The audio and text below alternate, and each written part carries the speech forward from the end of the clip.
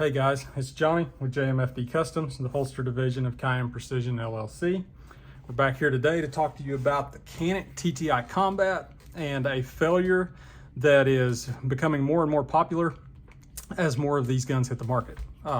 First off, please hit that subscribe button down below. We certainly appreciate it when you guys do that. Check us out and follow us on all of our socials as well. So we did the initial shots and thoughts video on this Canik right here. We did 150 rounds out of it on the first day. We just took it out of the box to see how it would perform. We're mainly looking at the springs. Do you have to leave it locked back overnight like you do some of the other Canik models? Turns out we had 4 failures on that video, and one of them was weird. It was a failure to strike. Firing pin indicator dropped, trigger pull just like normal, but nothing happened. So we ejected that round, looked at the round. The primer showed no indication that it had ever been touched by the striker. So we put that round back in the gun. It fired just fine. This only happened to us once out of that 150 rounds.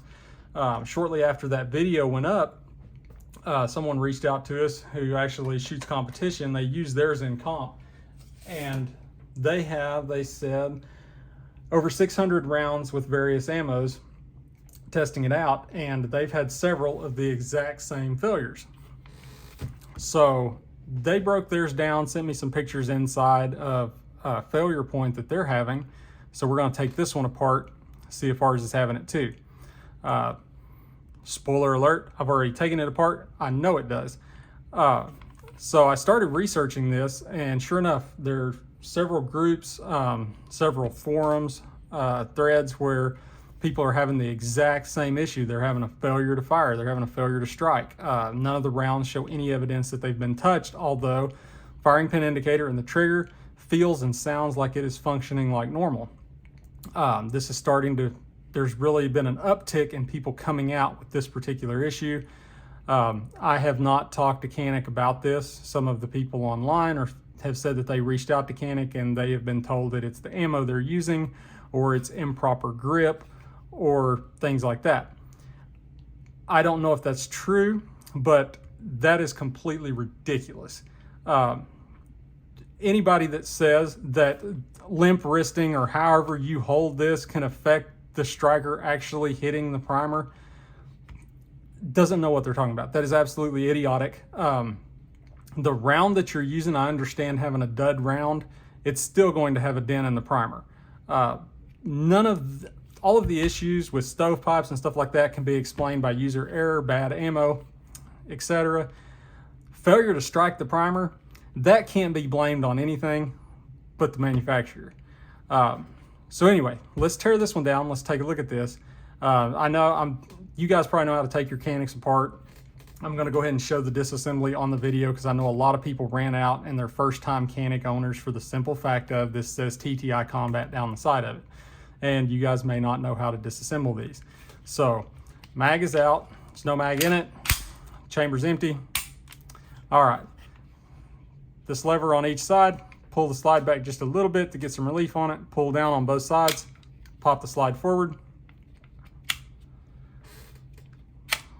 and there you go. So we're gonna put the frame out of the way for right now, so we're just left with the slide. Push in, up on the guide rod, and you bring out your recoil assembly. For your barrel with this new comp that they have on here, push your barrel up, push it forward. I know I'm telling a lot of you guys stuff you already know. Then this is the included Canik tool. Insert it into the little hole on the front of the comp, push in, pivot the comp with your thumb.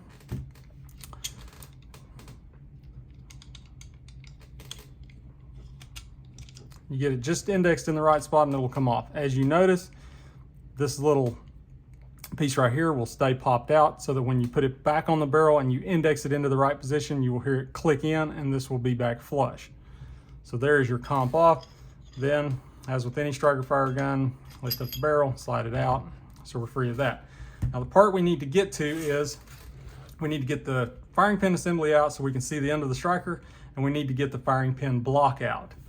So to do this, take the little punch again and you're going to want to push in on the front, on the side closest to me, of this little plunger. Now be very careful when you do this, otherwise you will send, if you pull your extractor all the way out, you will send that little spring and plunger flying across the room if you're not careful. We're going to do this where we do not have to remove the plunger or the extractor. We just need to get the firing pin block out. So we're going to push in right there, allow us a little bit of slack on the firing pin block, and then you can slide it out while keeping that depressed. Then put a little bit of back pressure onto your extractor, push in on the back, and you heard that little click, and the plunger comes back up where it needs to be. So we can leave the plunger and the extractor in the slide. Sorry, forgot where I was. Now you need to get the firing pin assembly out of the weapon. Take your tool again, insert it into that little notch, put your thumb on the back plate, push in, and then slide down with your thumb, and your back plate will slide off, and then release that. So now you have your back plate. Then it's as simple as just sliding the firing pin assembly out. Now the photos that the gentleman sent me, which I'm going to put up here probably right about now,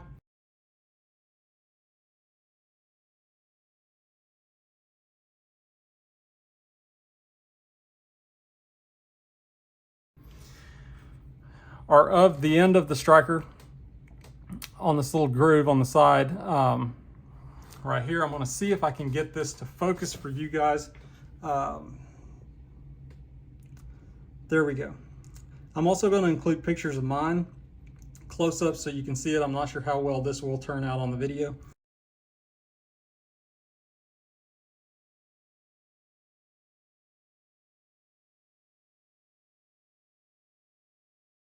But as you can see, on the side of the pin right there, you are starting to get wear. It is starting to wear that corner off.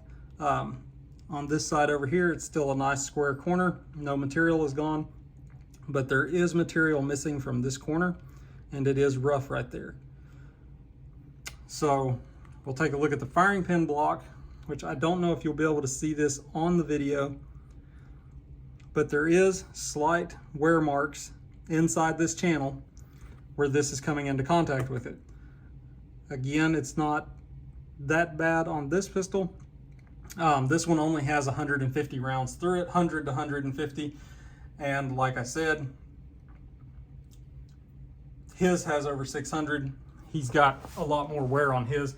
I think that this one will probably continue to wear, but I do not know that. We're gonna monitor this one as it goes to its new owner.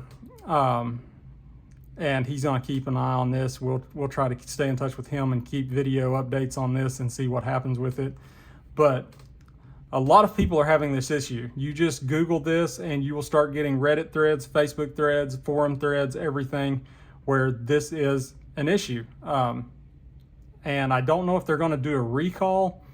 I don't know what will wind up happening with that. I mean, we don't have to look any further than the Daniel Defense H9 to know that the new releases at SHOT Show this year are definitely having some issues.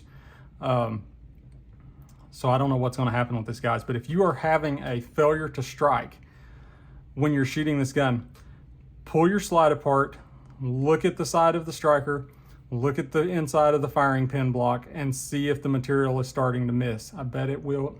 Sorry, got tongue-tied. See if the material is starting to wear down. I would be willing to bet you will all find this right there. Depending on how many rounds you have down it. I would love to see one of these guns that have 2,000 to 2,500 rounds ran through it, and see what these parts look like on theirs. We're not a paid for our opinion YouTube channel. We do this for fun, guys. I know there are plenty of paid reviewers and influencers out there that have taken these out and supposedly ran 1,000, 2,000, 3,000 rounds with absolutely no issues. I don't believe that. I mean, we did 100, 150 rounds. We had 4 failures. Caniks will eventually have a failure, especially breaking them in. So take those videos with a grain of salt. Tear yours apart, look at it, see what it's like. We're going to get this put back together real quick. we'll get this video loaded up later today. We have some others that we're going to work on. So anyway, and if you guys have you tear yours apart and you have any damage on this, go on our website, send us an email, send us the pictures and the story behind it. Like I said, we had this gentleman reach out. He gave us the most in-depth explanation. We've had some others reach out as well, but he typed us an email telling us about all of his. If you guys don't mind, do what he did. Send us pictures and send us the details. This is what mine looks like, and this is how many rounds I have on it. We would love to take a look at that data. Another friend of mine shoots competitions. He's also a police officer. He just got one of these in, so his is brand new. So I'm working with him to monitor the status of his as he starts to shoot it. And we'll also get updates from him on what his is looking like inside as he continues to put rounds through it. So anyway, it will be interesting to see what Canik does. I have not seen where anybody has got the final result back from Canik, whether it's being replaced, new parts are being sent out, or if it's going to be used, if they're going to claim user error. So I don't know, any of you guys have any feedback on that as well, any experience dealing directly with Canik about this pistol and this issue, please shoot us an email, let us know what's going on. We'll probably put a follow-up video up on, and we'll probably put a follow-up video on. Man, I'm having a Biden day. And we'll include your information in the updates. So like I said before, like, subscribe, stay tuned. We'll be back. Thank you.